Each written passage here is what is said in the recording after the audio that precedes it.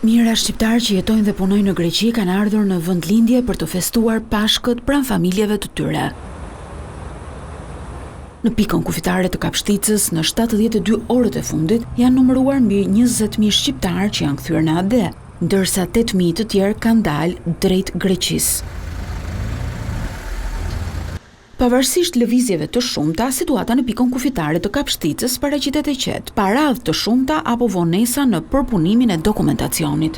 Autoritetet kufitare bëjnë me dije se aktualisht po punohet me 5 sportele për të menaxhuar fluksin dhe për të garantuar një shërbim sa më të shpejtë për qytetarët. Në vijim pritet që lëvizjet të mbeten të larta edhe në ditët pas festës, me kthimin e emigrantëve drejt vendeve ku jetojnë dhe punojnë. E njëjta situatë është paraqitur dhe në pikën kufitare të Qafthanës. Gjatë 48 orëve të fundit, në këtë pikë kufitare kanë hyrë dhe kanë dalë më shumë se 16.000 shtetas shqiptar dhe të huaj.